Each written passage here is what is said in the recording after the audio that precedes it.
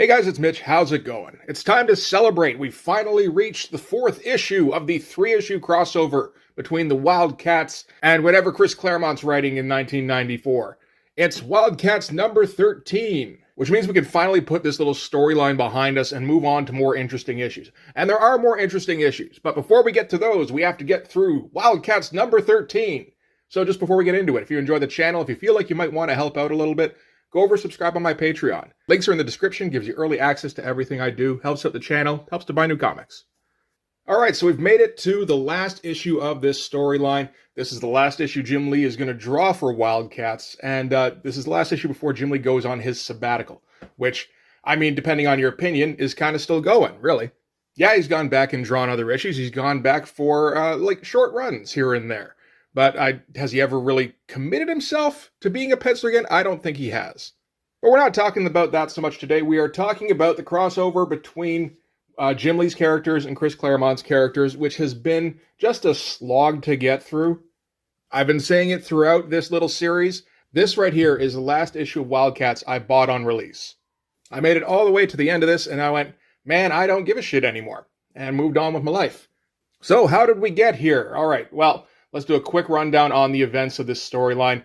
The Wildcats world is being invaded by these things called Rakshas, which are seem a little bit like Daemonites, but not really. Voodoo got possessed by one zealot, got possessed by one briefly, and some dude called the Huntsman has been kind of helping her out all the way through this. There was some new villain called Tapestry who popped up, who Zealot has a history with of some kind. We haven't seen any evidence of it yet, but we're going to see it in this issue, so that's the important part. And Tapestry has enslaved the wills of most of the Wildcats except for Zealot. And at the end of the last issue, Zealot managed to tap into some kind of power that she's not supposed to tap into, freed herself from the Raksha, and permed her hair. So now she's, I guess, more open to evil. So that's pretty much where we're at. I can fill in the rest as we go. Might as well start with the cover here. This is like a Rob Liefeld special when it comes to the composition. There is no thought put into this. Again, like I said at the beginning, Jim Lee is just about to go on his sabbatical when he's putting this out. I don't think he gives a shit about this comic anymore. Some people seem to dig the shot of Grifter, and I mean, like, it's a solid pose. Like, you know, it's a power pose and everything. It also could very well be a statue. Like, 3 people standing against no background. That does sound like several Liefeld covers that I've seen. At least, you know, like the structure on, well, the dudes is fine. Zealot is like weirdly off balance. And with the really straight arms and everything, I don't know, it's like he posed an action figure. You know, like his finishing ability is absolutely still there. He's just not thinking about how to set up these pages, I don't think. All right, so pencils by Jim Lee, theoretically. Inks by Scott Williams for some of it. Kind of. Also by Alve. Pencil assists, Ryan Benjamin and Dan Norton, and ink assists by JD and John Ty. One thing I'll say in this is that I think the breakdowns by Jim Lee are a bit more comprehensive in this one, because I can't tell in this who's Jim Lee and who's not. Most of it seems to be Jim Lee proportions and, you know, the basic Jim Lee shapes. I can see bits and pieces all over the place that don't quite look like him. Like, the faces here don't look 100% right, but I couldn't tell you why anymore. Part of it is a lack of rendering because, I mean, that's part of the breakdown process, is that it's basically just the outlines, and then he gives it to somebody else to put in the cross-hatching and all the lighting and everything. Something like this, it's almost like nobody bothered. And anyway, this is continuing off of a bit from the last issue where the possessed Voodoo is attacking Emp's assistants. That's Jules, and that's fucking, I don't remember his name, like Stansfield, I think? And Jules, of course, is still possessed by the Raksha. And one of the deals with the Raksha is that it absorbs the life essence of other people to refill its power meter. And right now it's like pretty desiccated. It hasn't fed in a little while. The idea was for it to feed on these two. The shots themselves on this page are fine enough. There's nothing super exciting here though. And we're going to see a lot of that over the course of this issue. So while the Raksha is still kind of attacking, it's Voodoo that keeps speaking. And she's saying that she doesn't have any kind of control over it anymore. She doesn't have the strength to take control back. So Jules and Stansfield kind of offer up their life force, I suppose, to give her the power to take back her own body. Which is all fine. Boring-ass page, though. And from there we cut to a battle between most of the Wildcats and the rest of the Wildcats plus the Huntsman, which is, I guess, kind of a fair fight. The Huntsman in this seems to have no weaknesses. Every time he's like, if he's in a fight, he's the best person in the fight at all times, doesn't really get touched. Except for that one time he got melted and then we ignored it. This is basically an introductory panel between Grifter and the Huntsman. They haven't really spoken at all yet. Grifter just knows that he's met Zealot and he seems to be in her good books, so I guess he's on their side. I'm not a fan of this kick. I suppose it's okay. Something about it doesn't feel right. I think where the leg hooks into the torso here, it feels like it's kind of popped out of joint. It's just not the most dynamic shot. I guess the dynamic shot is the one of Huntsman up here kicking Alistair Wu, who we haven't seen really any of since the first issue of this storyline. Apparently he got turned too. All right, and just kind of continues it on for a little bit here. Zealot's observing the whole proceedings. She says how Grifter is using stun rounds, which isn't going to work long term. And she decides that the best course of action would be for her to go directly for Tapestry. And she's here with Savant, her little sister, who says, don't you remember the last time what happened? We still haven't seen what happened yet. We will at the end of the issue, though, so that's okay. And, good shot here of Maul taking down the Cherubims. So this is Majestic, Savant. I guess that's Miranda, who is Huntsman's ward or something. This is the problem. This is a very short story. We're not getting any real kind of explanation about what's going on or why. But that's kind of been the case for the entire storyline. That's probably one of the reasons I took off after this issue. It's all just been so jumbled and directionless and vague. And I'm not a fan of that in storytelling. And here we flip back to Miranda, who is all of a sudden in a suit of armor, which we haven't seen yet. They say here that this was Zealot turned her old clothes into armor, which we're just being told. Apparently this happened in the last issue. I guess when Slag grabbed her when he was sliding out the window. Never a good thing when you have to tell us what happened off panel in the last issue. Particularly for something like this that doesn't affect anything. I wonder if this was something where Jim Lee forgot what the character looked like or just decided that his original design for her was too boring. It was. She's just in a boiler suit. But you kind of got to stick with that unless you come up with a reason for her to change. Unless you're Liefeld, because that's a minor transgression if you're Liefeld. So, okay, ever since Zealot rescued Miranda from Slag, she's had Zealot's voice in her head, and now it's telling her to pick up a shard from out of Savant's infinite bag of goodies. And then Zealot and Miranda, and Zealot's super permed hair, teleport so that they can go and face Tapestry and, I guess, end the conflict. And then we cut back to the fight between the Wildcats and the combination of Grifter and Huntsman and the Cherubims. And it is interesting seeing the pencils here. The shots here of Maul are pretty good. I would look at this and I wouldn't doubt for a second that this is a Jim Lee drawing. Same with this one down here.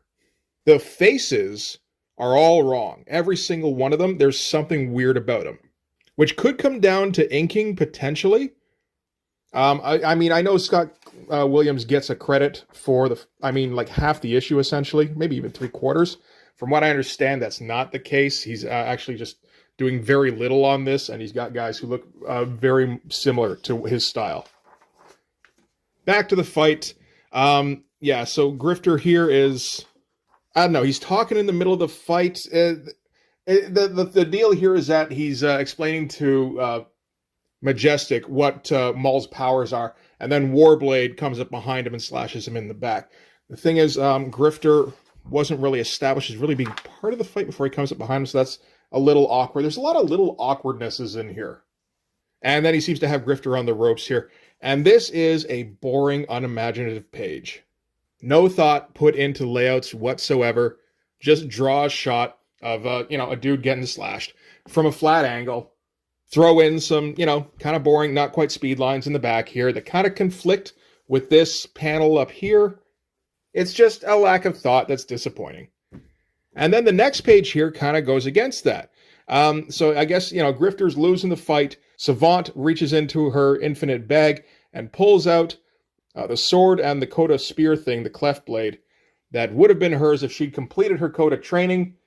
and throws them to Grifter, who was trained by Zealot. So now it's going to be a whole different fight, as we get to finally see what Grifter can do with some Coda skills, except that we don't.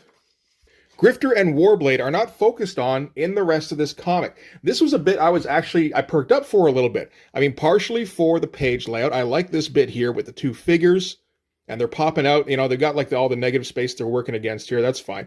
Overlapping a few panels, and the weird kind of irregular panel designs here. This close-up on Savant's face doesn't look quite right, but that's okay. The rest of this looks all pretty good. And yeah, the idea of seeing Grifter, who we've always seen as just a flippy guy with guns, and we've heard about his relationship with Zealot, and you got the impression he got some training from her, but didn't realize, oh no, wait, he's like a fully trained Coda warrior. And now we're going to get to see him go to town, and then that doesn't happen. It's like they forgot about him. I mean, there's other stuff going on in this comic that kind of supersedes it, but like that was the one cool moment we've seen so far. Get that guy Soldier, and he kind of rescues Savant from Alexander Wu. Remember him? Again, haven't really seen much of him since issue 1, and it seemed at the beginning like he was some kind of pivotal piece in all this. He was the guy that led the Rakshas, and then therefore Tapestry and her bondage buddies to the Wildcats. And he's been an absolute afterthought ever since then. Also, plug in sound effects. Nobody cares. Savant goes looking in her bag to see what's missing, immediately sees what the problem is. Apparently, she knows exactly what's in her bag, and notices that the crystal is missing, and that this is a big problem, because it means Zealot's gone to confront Tapestry, and we learn the bit here that apparently Tapestry had Zealot under her power for about 100 years, and tried to basically remake her to be her agent, I suppose, and almost succeeded. So that would be where Zealot got the crazy powers that enabled her to exercise the Raksha and get all Jerry Curl with it. And speaking of Tapestry, we then turn to Tapestry, and this guy, I never remember his name. I guess it doesn't really matter. He's got kind of an uninteresting design, and he doesn't really do much of anything. Soma, that's his name. And he does dream stuff. He puts people to sleep. He put me to sleep, I'll tell you that. And Tapestry is sitting on her throne, which is made out of Void and the other one, Providence. That was it. She's kind of merged together into this kind of mindless entity that has a whole bunch of orb powers, which is a neat idea. Again, uninspired page. All of this. This is kind of reminiscent to me of some of the stuff we saw in Fantastic Four #1, when like certain panels in that look pretty good, and the odd page every once in a while was like, man, Jim Lee's kind of feeling it. And then all the in-between stuff was like he couldn't wait to get through it. So I like this head here. It seems very much like something that would have been out of Fantastic Four #1. Although, again, part of that, I think, is these ghost pencilers who are taking over the breakdowns. Again, this head here isn't quite right. Like the proportions. There's way too much of a gap between the bridge of the nose and the eye here, which is a small thing to get hung up on, except that Jim Lee never really does that kind of thing when he's actually trying to pencil a comic book. And it strikes me as weird because, like, that's the kind of thing that should have been there right in the breakdowns. It just says to me that he's not paying attention at all. Oh, and it's the infamous double page splash. And this is where Alvey takes over as inker, or, gets a stint anyway. And so, yeah, we're going to see Jim Lee as inked by somebody other than Scott Williams. Basically just for this panel. The rest of this stuff, it's kind of a mess. It's the kind of thing he usually does for, like, psychic warfare. So that's fine. And it doesn't need like variance in line weight for the most part. It can be almost entirely dead lines, which isn't quite what we're getting here, but there is a fair bit of that. So this is really the only example of what it would look like if you get somebody else inking him. And yeah, it does look weird. Like this hair doesn't look anything like a Jim Lee thing. They're like weird choices with the power signature. It doesn't help that the colors seem kind of muted in this panel. I guess just in this panel. This one here looks fine. But yeah, so this is Zealot versus Tapestry. It's fairly exciting stuff, I would say. The color actually does help on and bringing some intensity to it. And that weird psychic warfare style he does where he's, just doing all sorts of weird shapes all over the place that kind of represent shadows, but not really. It does obscure a lot, so you can't really tell if the poses are kind of boring, which for the most part, as far as I can tell, not so much. This one here of Zealot is a little weak, but like it doesn't really matter considering what the look of the actual art is. It's a fairly nice spread. I don't think it needed to be a vertical double page splash. I never think it has to be that. Like you could have done this as a splash and then done all this on the opposing page, it feels like, and you would have been fine.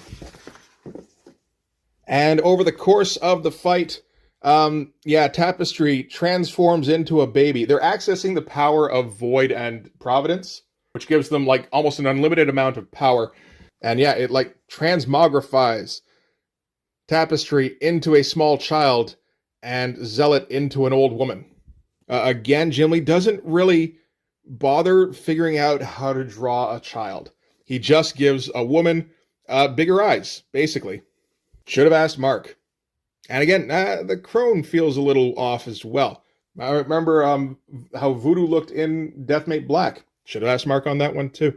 And the weird panel layouts here, this feels a little less fun. This is just, it feels like it worked on the last page. Hey, it'll work on this one too. And it's like, kinda.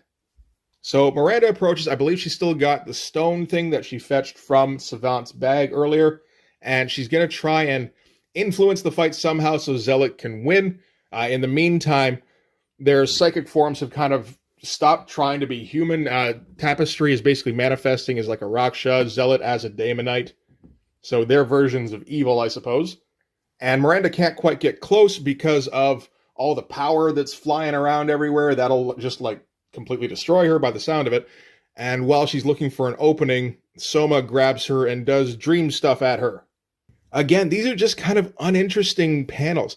This one's kind of fine. It's just variations on a theme. But it looks, it's fine. This stuff here is way uninspired. We do get Jim Lee like making concessions to backgrounds by occasionally giving us a low-angle shot where he can just do aimless tech on the ceiling here. And I feel like that's happened a couple of times.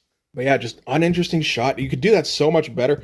Remember the Wills panel that's kind of like this from Uncanny X-Men? Yeah, I don't have this issue just yet, so we're just going to have to look at my artist edition. But like, this is the kind of thing Will streams up for that kind of sequence. Now, I mean, all this stuff, you wouldn't be able to fit in the panel, if you see here. But like, this is the kind of thing you could fit down here, or even just kind of move things up a little bit to give yourself a bit more room. And like, look how crazy this shit looks. And this feels like a very watered down version of this panel here. Now, that's Will, so that's not Jim Lee. Nobody ever said that was Jim Lee. But it's just a matter of like, look what you can accomplish when you put some thought into your page layouts. So, Miranda is incapacitated and Savant can't do anything against Soma. So she's going to teleport somebody in who can do somebody, and she picks the Huntsman, who, I mean, on the one hand is kind of logical, because he has been her protector, and he does kick everybody's ass with ease, generally speaking. On the other hand, you could teleport in somebody like Majestic, who is essentially Superman and would be able to wrap up everything without breaking a sweat. But I guess that would kind of remove any tension from the scene. So yeah, you might as well bring in Huntsman. So yeah, quick shot to Huntsman here versus Spartan, who looks like he would have been killed if he hadn't been saved at the last second by Savant here. So the one time when he fucked up, and he gets teleported in to see Soma standing over a prone Miranda, which is a creepy image. Soma's just kind of generally a creepy dude. He's all covered in piercings, he's got a handlebar mustache, and he's got short hair but braids. Like, you don't want that guy coming anywhere near anybody you know. And he takes Soma out extremely easily. Soma goes for a swing, he dodges out of the way and elbows him in the face. I mean, in terms of, like, a realistic fight, there's a part of me that kind of wants to say, yeah, you should be taking him out, something like that, really, if he's, like, good at fighting and Soma isn't. And Miranda hands off the MacGuffin to the Huntsman to go and solve the situation for everybody. Because it's Chris Claremont's main guy. Most of Jim Lee's main guys have had something to do. Well, I mean, like Zealot at least is the focus of this storyline, at least at this point. She hasn't really been up until now for a lot of it. So now it's time for the Huntsman to get some shine. And the lack of detail in these panels is just disappointing now. Like, it's not shocking or anything. It's not upsetting. It's just kind of like, I was hoping that this would kind of end sometime soon, but no. And by themselves, really, these panels are okay. All these figures are solid. All the heads are pretty good. Some of the shots are, like this shot here is pretty interesting. This one as well. The finish isn't there on a lot of them, though. And just, if you think about the stuff Jim Lee was accomplishing on Uncanny X-Men, even on regular X-Men, before he started doing the studio method with Art T-Bear, it's just so far removed from this. And he's never really gotten back to it. It feels like a shame. On the other hand, he's executing that studio system for a reason, which is that the first studio he had with Wilson Scott produced stellar work. And then he just figures if he slots in other people for Wills, it's going to have a similar effect. And it doesn't. Which isn't surprising by itself. The surprise is that Jim feels like this is okay. We've had 9 issues of what feels like Jim Lee with a head cold, trying to approximate what he can usually do. And this spread here is maybe as bad as it gets. So Huntsman gets the Coda blade and just leaps into the middle of it and stabs somewhere in the middle, which causes an explosion. And this is just the weakest thing. The Zealot pose is okay, although she's too big for it to not be more twisted up. This Huntsman pose is terrible. It's absolutely boring. I would almost guess that Jim Lee inked this himself with just all the big swoopy blacks, which feels like it should lend immediacy and energy to the page, but it doesn't. It just feels like laziness. The fact that all these speed lines are curved doesn't feel right. It just kind of softens the impact that regular speed lines would have had.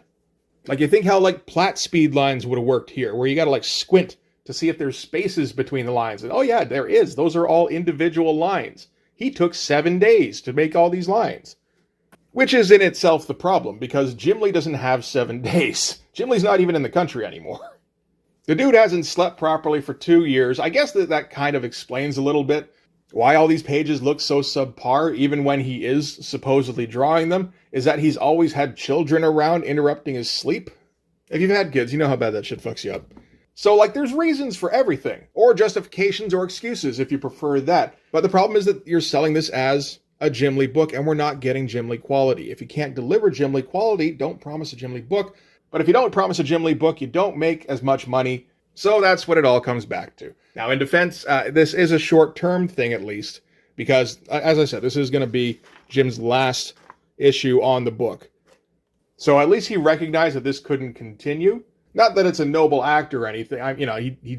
He'd been promising his wife that he was going to get away from comics and give her some real family time and everything.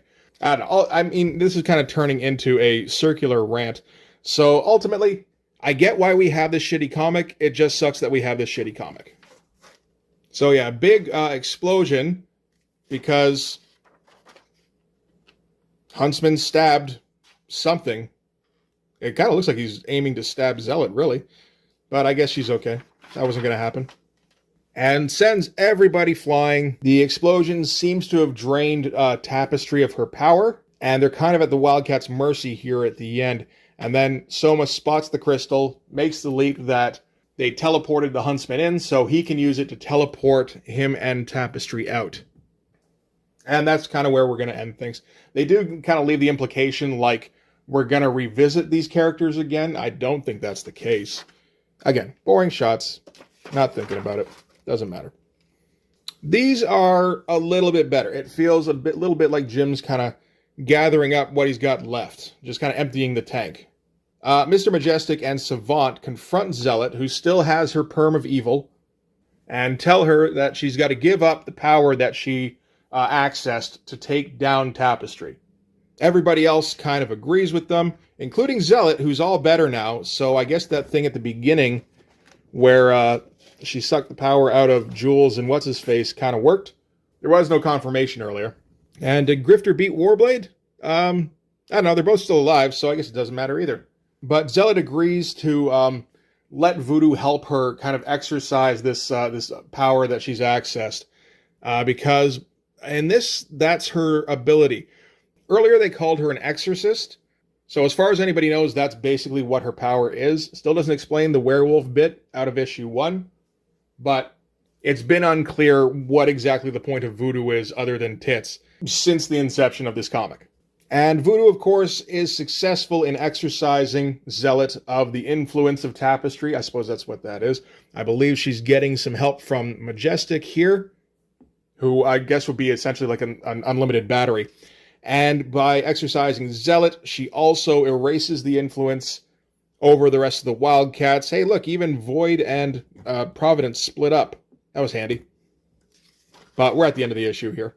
But yeah, the exorcism was successful. Zealot goes back to her unpermed state, and all is as it should be.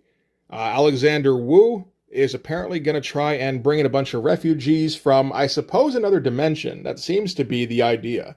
And a little bit of talking here between the new characters about how Zealot had access to what was essentially ultimate power, and she let it go for the good of mankind, essentially. And so that's good enough reason to leave her alone to choose her path going forward. Good poses here. Not great finish on anything, but, you know, that's how it goes. The complete silhouettes here is a choice. Zealot gives Huntsman a goodbye smooch. Grifter isn't too happy with it, which I'm okay with. That's cute. And at the end of it here, Voodoo says a big problem with this was the fact that she didn't have any kind of training. And at the beginning of this sequence, we saw that Voodoo wasn't taking the training seriously. So that kind of is the only real lasting effect of this, is that theoretically at least Voodoo is going to be a more willing pupil in the Coda Arts. And that's kind of the end of the Jim Lee part of the issue anyway.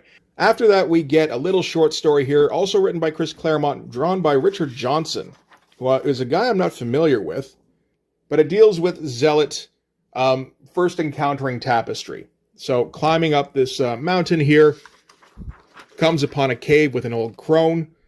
Her sister Savant has been poisoned, and she's heard that Tapestry can help her.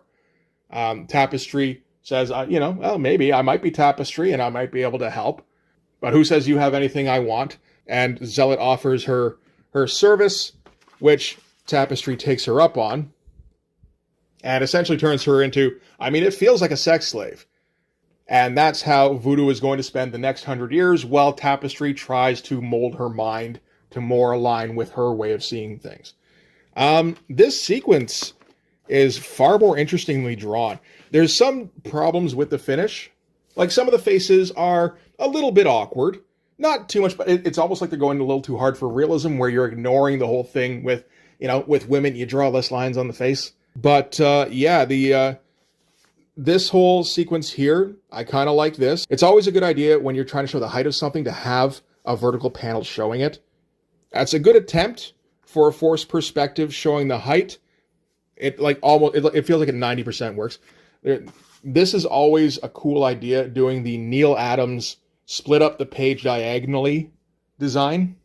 But it works because all of the movements are also along that diagonal. Whoever Richard Johnson is, he seems far more interested in light and dark, where it's more of a contrast. And shots like this, with the multiple shots of Tapestry, which is a weird kind of montage where it's two shots of the same person bound by the one hair. Like, the hair from here, you can probably follow along until it goes up here again. But it's a neat idea for a panel, at least, and I like the shadows in this panel. I like the shadows in this whole sequence. We've got Tapestry hitting the factory reset button on Zealot here and deciding what her new personality is going to be. All these shots are fine. Not, super exciting. This shot here is very nice with the Dutch angle and all the swoopy cape stuff, but it's all mini panels inside the swooping of the cape. I like that quite a bit. I don't think I've seen that before, actually. I'm not saying he made it up or anything. I'm just saying I don't think it's something that's very common. But yeah, I definitely like the effort, and I don't know why I don't know that guy's name any better. And then at the end here, we get a note from the president, directly from Jim Lee, talking about how this is going to be his last issue of Wildcats, and he's going on sabbatical now. Gives a whole bunch of shout-outs and thank yous. Now he's going to go and raise his family and just kind of enjoy his millions, which, again, I can't entirely fault him for. He mentions how, going forward, the issue is going to be written by James Robinson and drawn by Travis Charest, who he specifically calls his hand-picked successor, which seems a little bit high-handed. Like, he's going to be the next Jim Lee, y'all. Kind of, in that I mean, in terms of art style, I think he surpassed Jim Lee by quite a bit, really. And then he just kind of disappeared from the comic scene altogether, really. But I don't remember reading this back in the day. I think I was pretty much done at that point. I always skipped over these things. Whenever you see a big wall of text at the back of a book, it's like, oh man, who cares? I'm just here for the art anyway. So yeah, that's it for whatever this storyline is called. It's interesting to look at it from the other side of it as a Chris Claremont story. Like if you were to think of it as a 4-issue story in X-Men, where a threat is presented and, it just kind of snowballs and things keep getting worse and worse and worse. There's all sorts of problems. And then there's some Deus Ex Machina ending. And at the end of it, there isn't a real change, but theoretically that should be a pretty high spike on the timeline. And there's, some slight changes in character going forward.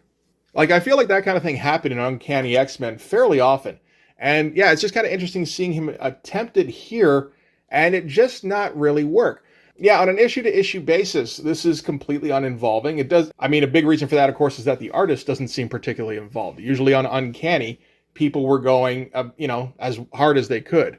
Fucking Mark Silvestri was leaving scorch marks on the page trying to keep up with a bi-weekly schedule. And I mean, again, theoretically, this should be sort of a big arc considering the characters that got introduced. Like, Majestic, I don't think Soldier turned into much of anything, but Majestic and Savant do carry on in the Homage universe for quite some time. Oh, Wildstorm. Sorry, it should be Wildstorm now. As far as I can tell, Huntsman was intended to be an Image comic that theoretically was going to be drawn by Whilce, but it seems like he, decided that he was better served focusing on Wetworks, which, yeah, maybe. I don't know. I think Whilce drawing a Chris Claremont book definitely had some cachet.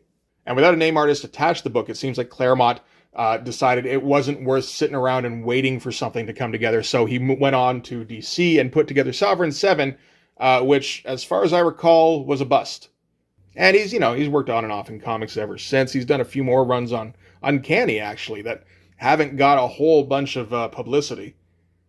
From what I understand, once the run was broken, it was just kind of over. People would have had years of guys like Scott Lobdell and Fabian Nicieza and whoever else was writing Uncanny in the meantime. And it's tough when you establish that as the norm, and then you jump to the Chris Claremont Gosh Willikers style, where everybody uses exclamation points all the time when they talk. It's a bit of a leap. Anyway, that's going to do it for Wildcats number 13.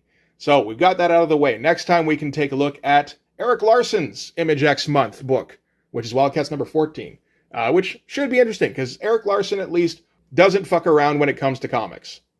His standards might get lower and lower as he goes in terms of the art he produces, but you can't really question his effort level. So yeah, that's going to do it for this one. Thanks very much for watching. If you like this video, please hit like, hit subscribe, hit the notifications so you know when the next one's coming out.